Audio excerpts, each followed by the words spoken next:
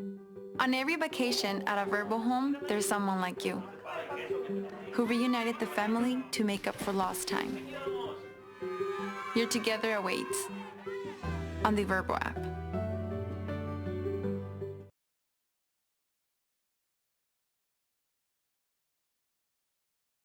Can the government tell us what to put in our body? Is the president's vaccine mandate legal? It is time now to let it rip.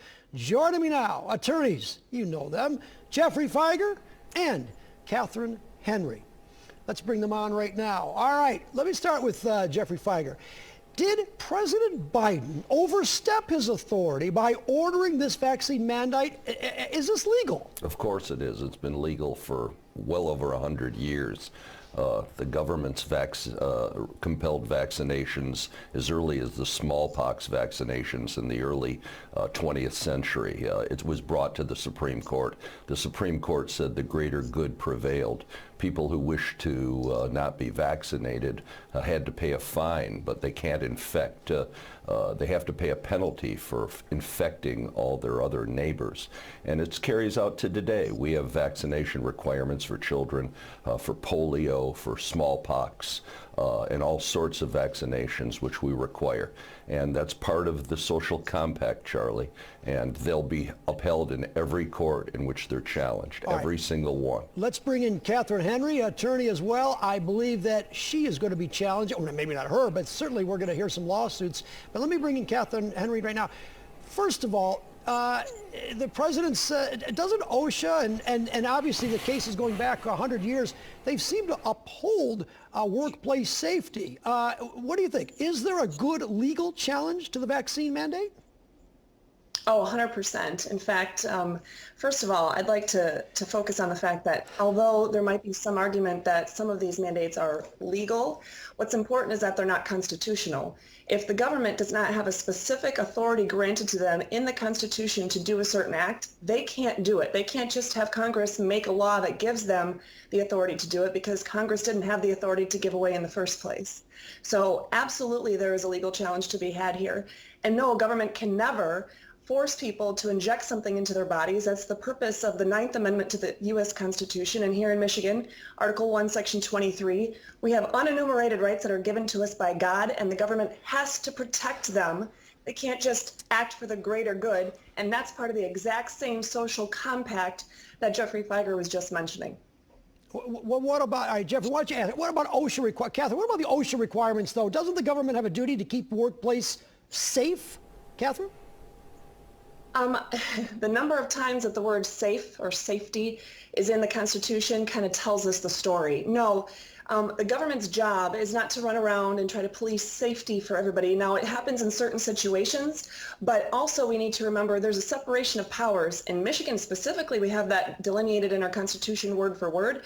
But even in the U.S. Constitution, Article 1, Article 2, Article 3, everything is specified out as to which branch gets to do which items. Right. And no, our executive branch does not get to make legislation. They do not get to make laws. Right. Especially ones that are this egregious, forcing people to put something into their bodies, right. Even if their doctor has said, no, don't do it, or the CDC has said, no, this is contraindicated for somebody of your nature, right. Or with your medical conditions. They can't do that at all. That's not even their place within the system of government. All right, Geoffrey, you want to respond to that? Yeah, Charlie, that just misstates what they're doing. Nobody's making people take vaccines. They're saying if you don't take a vaccine, you can't do this, this, and this. You're not going to be able to get on an airplane. You're not going to be able to go to school. You're not going to be able to do a whole bunch of things. There is no mandate requiring people to put a vaccine in their body. So the young lady is just misstating what is going on in terms of vaccine mandates. But for the greater good, we do it all the time. We don't just do it for children and vaccines. We do it for secondhand smoke. We do it for smoking. In fact, the same people who are attacking the vaccine mandate are the ones who says the state can control a woman's body and tell her if she can or can't have an abortion, which is pure hypocrisy. If the state can tell a woman what she has to do with the fetus growing in her own body, or can tell her she can't have an abortion, the state can sure make decisions that affect other people. And in this case, the decision to not get a vaccine affects a whole lot of other. Well, the people who are arguing against vaccines are the same people who argue in favor of abortion, so they're hypocrites. But nobody's talking about forcing people to have vaccine. They're saying you're going to have a vaccine, or you're not going to work at this hospital, you're not going to work in this clinic, you're not going to get on this airplane, you're not going to go to school, and you're going to pay a heavy price. Jeffrey, but let me ask you real quick, though. Under the president's plan, as I understand this now, employees must pay for the vaccine. Now, the employers may pay for it, but if they can or won't, then it's up to the employee to pay for it. Isn't that like a government mandate, which I thought was unconstitutional under the Obamacare? No. In fact, going back 100 years, it was the Jacobson case. They said if you don't take the smallpox vaccine, you have to pay a $5 fine. And the Supreme Court said that was 100% constitutional. So that is not unconstitutional, and it's been that way for over 100 years. That's why not one court decision, when it's been challenged, even recently in Indiana and Texas, where it was brought before Amy Coney Barrett, she denied the petitioner's right to stop the University of Indiana from forcing the students to have COVID vaccines. All right. Catherine, what about a couple of those cases that Geoffrey Fieger mentioned? One of the Jacobson case goes back to 1905, which basically the court said, hey, if you don't want to get the smallpox vaccine at the time, you pay a $5 fine. That was upheld. Yeah.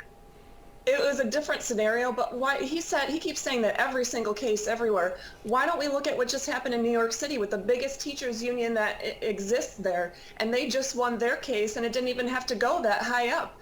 Even an arbitrator was able to understand that you can't just simply tell people, well, if you don't get this vaccine, then you're not going to have a place to work. No, they have to keep them on the payroll. So no, this is not something where he's just blatantly lying to you by saying that every single court everywhere is going to agree with this, because it's not constitutional. Catherine, what about the point Geoffrey Fieger made about the government tells us a lot? I mean, we have to get vaccines to go to school. There are certain places where we can't smoke. We have to wear seatbelts. Those are all government telling us what to do. Why is that any different than the COVID vaccine? Well, and actually you point out school mandates and things like that. That is something that in many states the people have been fighting for many years. It is not a settled point of law, and certainly these vaccines are no settled point of science. In fact, look at the definition of science. It's where you have a hypothesis, you have some experimentation, and then you come to some sort of conclusion. It's not something you can do in a year or year and a half. Could I say one thing, Charlie? Jeffrey, yes. Just yesterday, we celebrated 9/11. 2,500, 3,000 people died.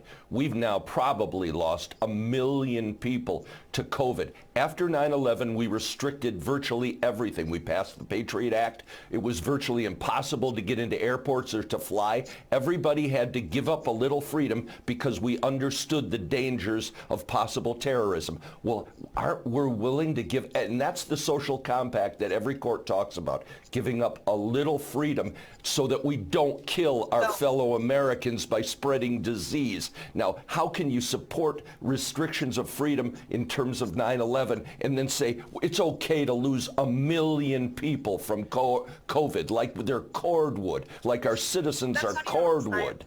Catherine, go ahead. In fact, the science is actually pretty clear that when you have this many people that are dying or having severe adverse reactions from these vaccines, it is actually something that in any other scenario, the FDA, CDC, they would have pulled these vaccines from the market. They wouldn't even be on there right now. But there's no proven science anywhere about the fact that, once people even have COVID-19 and they're immune, that they should be going out and getting these vaccines. That's nonsense. Fact, what you're spreading is falsehoods. Nobody's dying from these vaccines.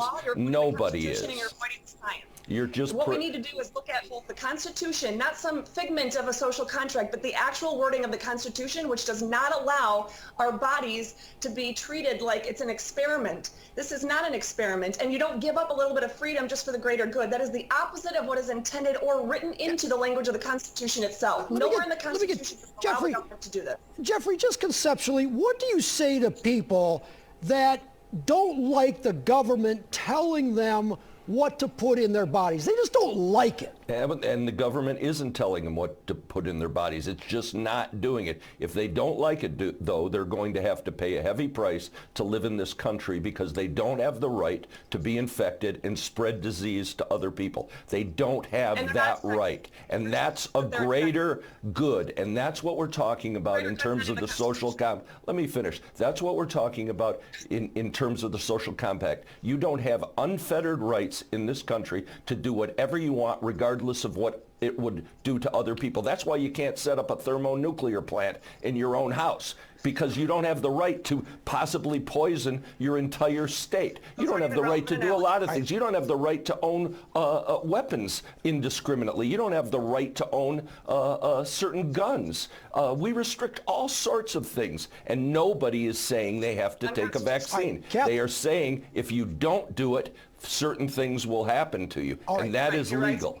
Catherine, real quick, I'll give you 20 seconds. Final thought. Catherine, go ahead.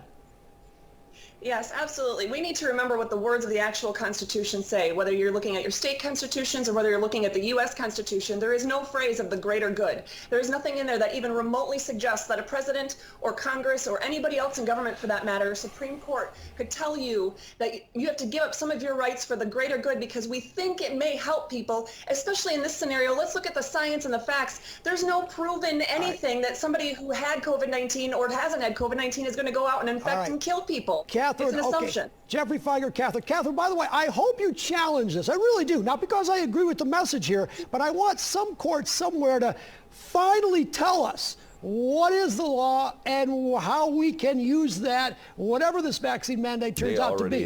Challenge it. They already have. Okay, the debate continues. All right, we have just heard from the lawyers on the vaccine mandate. Now let's hear from the doctors on the vaccine mandate. When Let It Rip Weekend continues.